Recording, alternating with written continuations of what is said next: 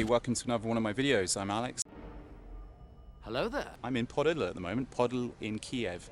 You may remember in my last video, I walked down this street and I kind of left it here, deciding which way I was going to go.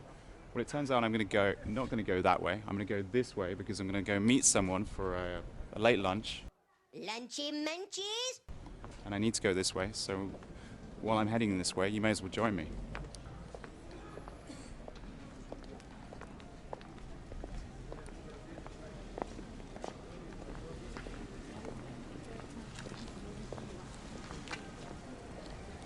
Nice thing about this way, the streets aren't cobbled, so I can actually probably hold the camera a little bit more steady than if I was walking that way, because literally it's very, very cobbly that way.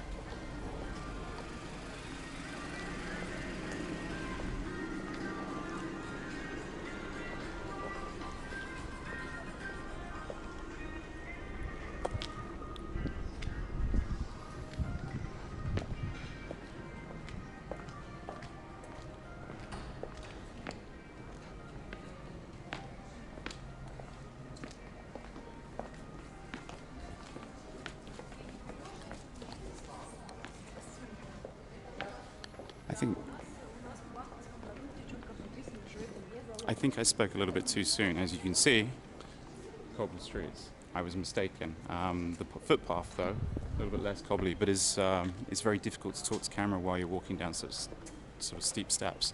Don't want to really fall on my ass like that.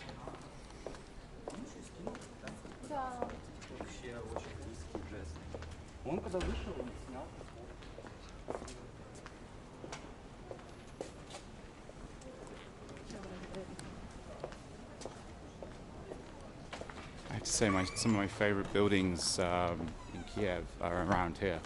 I'll be honest, if I was to buy a place in Kiev right now, it would be in the Podil area. I just love the sort of, you got the high ceilings, big rooms, very traditional type architecture. It kind of reminds me a little bit. I mean, it's actually less Soviet and it's a little bit more, almost a little bit more Western European, I think. A little bit anyway.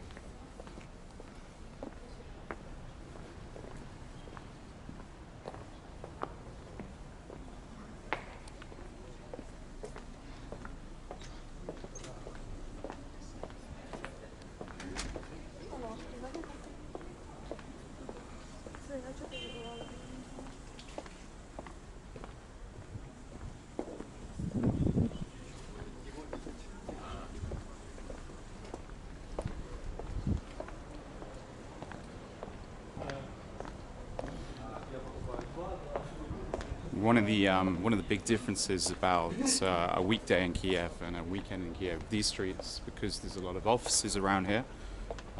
Generally, office workers tend to drive into the city, and they park their cars pretty much anywhere.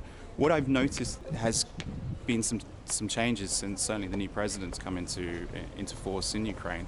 There's a lot more barriers on pavements. In the old days, it was just literally cones would stop people parking on pavements, and the only reason those cones were there was basically because someone would be working the pavement and expecting a tip or expecting payment with the ability of parking your car there. One thing you'll notice, I mean, it could have changed, but I've never seen a traffic warden. In the UK, there's traffic wardens everywhere, and trying to park in the UK, pretty impossible. But in Kiev, people park in the street. However, what I like is things have started changing. All these new barriers. These are new barriers, and all over the city they've now put up barriers across some of the major pavements, which have stopped a lot of cars parking on the pavements. Now, that is probably causing a little bit more congestion, but hopefully, if it persuades a few more people to get out of their cars and maybe take the bus or the subway, that's not such a bad thing.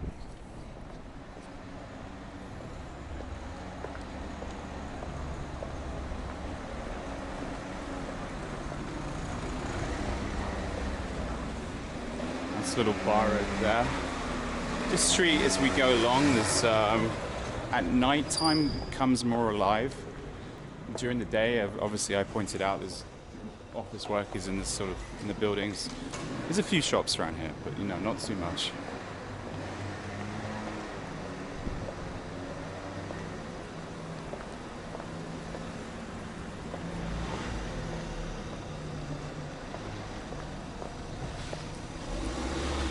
One of the things you'll notice about this street compared to other Kiev streets is the fact that it's actually quite narrow compared to most Kiev streets. In the center of Kiev,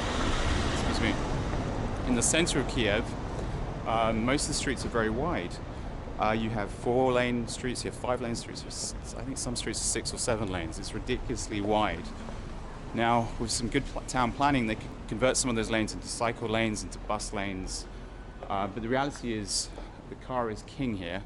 But in the streets of Podil, they're clearly trying to make an effort, making the car a little bit harder to use and a little bit harder to park. But in the center of Kiev, they haven't followed this example.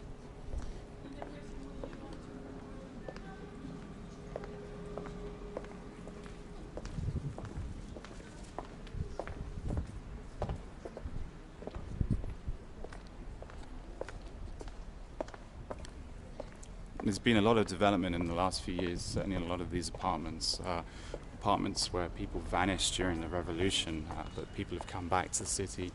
And now, because there's so many interior designers in Kiev, I'm sure that if you get the opportunity to go in some of these apartments, you'll be massively impressed.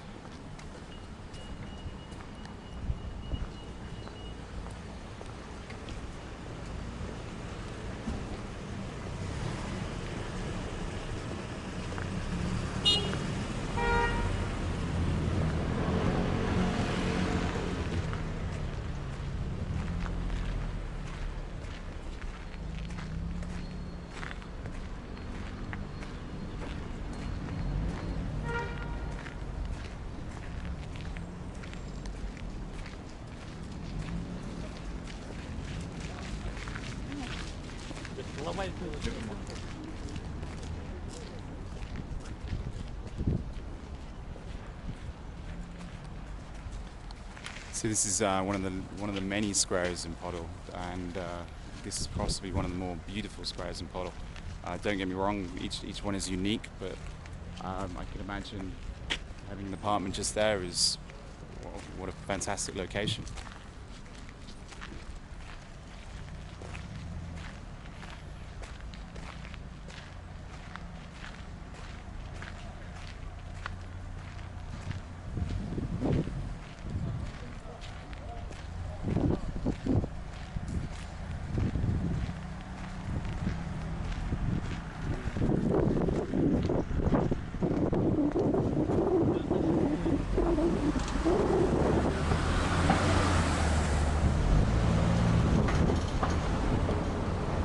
And this, as we go down this street, the shops become there's a lot of designer shops on this street, but a few very fancy restaurants. This is definitely the high market side of Podil. Obviously not every side of Podil is like this, but this side is the high market side.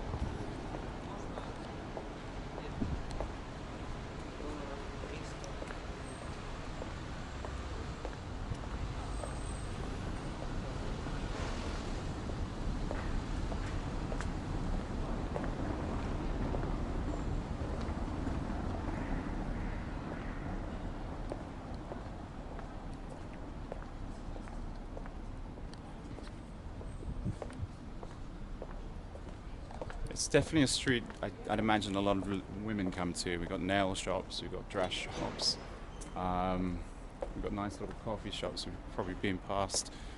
Apart from the odd bar, there's not much for men around here. But I can see why women enjoy it. They come and get their hair done, they come and get their nails done around here. And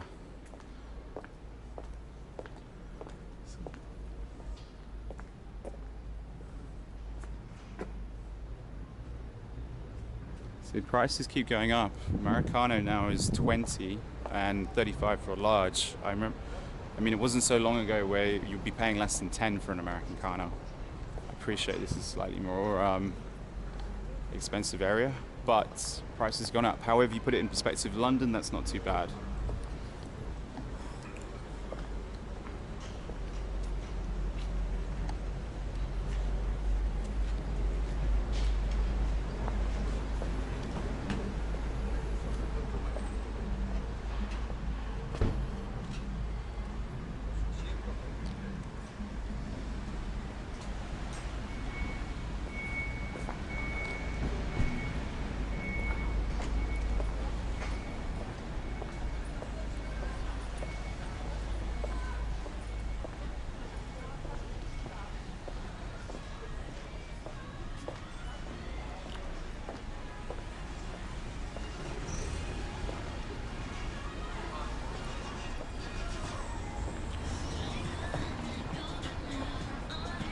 have to make a conscientious effort to try and talk over when there's terrible pop music going on. It seems anytime I get a little bit of background music in my videos, the video gets claimed by the terrible commercial artist, and I don't get a penny, and they get all the money. All because that song appears in the video for less than 10 seconds in the background. And then here we start to experience the problems that Kiev has with a lot of traffic. And this is when things become... Kiev is an incredibly congested city. Now, don't get me wrong, it's not as congested as somewhere like Moscow or a lot of countries you see in North Africa or the Middle East. But it's a congested city nonetheless. We need to really hope people start embracing public transport more. But there's a real stigma behind it. Like I think I mentioned in my last video, if you have a little bit of money, you simply won't be inclined to take public transport, which I think is a real shame, because it's a cultural thing, and that's a cultural thing that needs to change. Just in the same way that we know the Dutch to be keen cyclists. The Dutch didn't always used to be that way. It took a cultural shift for the Dutch to suddenly become obsessed about bikes. And in the same way, Londoners take public transport as a sort of, you know, every man and his dog takes public transport in London because it's just the thing to do. It's the quickest way to get across London unless you're on a bike. This hasn't been ingrained in the culture yet. It's a class thing. Literally, certainly a lot of women don't like to be seen on public transport. They can afford it, they will take an Uber, they take a taxi. They want to get picked up by whoever they're dating, whoever they're married to, or whoever their driver is. They would rather sit in a Bolt than take public transport. And to be honest, sometimes I don't blame them, but there's other times where it just doesn't make any sense. They do have the public transport, but a lot more needs to be done. And that's pretty much the end of that pretty street. Things get a little bit busy from here, and I don't think it will make too much more entertaining, because I'm literally almost at my destination. Like, speaking of public transport, they still have trams and buses. So people do take them, and they do work. And I tell you something, Google, though it is the mega giant and it is a little bit of a, it does lean to the political left of the spectrum, and it will prosecute those on the right of the spectrum. Google is a useful tool in here. Use Google Maps. Google Maps is your friend. For example, if you were stuck here and you have your phone out and you need to get back to your hotel, your apartment, or anywhere in Kiev, just use Google Maps, and Google Maps will tell you if that's the right bus to take and where the bus stop is, and there's live information. It's actually Google works very well in Ukraine, and I urge you to use Google Maps, because it will save you a fortune if you're willing to take public transport. But anyway, as it's getting a little bit noisy, a little bit hard to hear me, so I want to say thank you for watching, and I'm going to catch you in the next video. I appreciate it.